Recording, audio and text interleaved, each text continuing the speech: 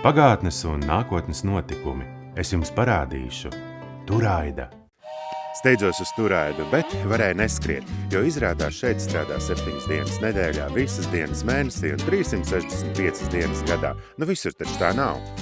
Mūsu Latvija ir ļoti, ļoti liela, ne tikai mūsu sirdīs, bet arī ģeogrāfiski. Nu padomājiet paši, vienā pilsētā vēl ir zelta rudens, vienā pilsētā jau ir tāds novembra rudens, bet pie mums Turaidā ir īsta ziemas pasaka.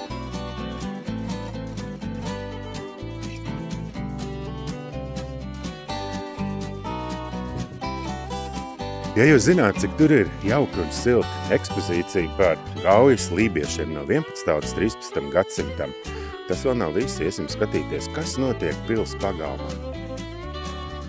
Pils pagalmā viss ir vienkārši, visas durvis, kuras nav aizslēgtas, ir vaļā, dodos uz cietumu. Cerams, arī iznākšu ārā. Jā, gluži nemanot, faktiski pāris nakšu laikā zelta rudeni Turaidā ir nomainījusi balta, skaista ziema. Un īpaši prieks par šiem celiņiem, pa kuriem var staigāt, kur ir notīrīti un vienkārši baudīt klusumu, baltumu, dabas jaukumu. Arī ziemā, kā izrādās, var gulēt zem ābelēm, gluži tāpat kā vecās Turaidas muižu sēkas devušās ziemas miegā. Nē, vēl Klaušnieku mājā pāris dienas apskatām izstādi par Latvijas valsts tapšanas vēsturi.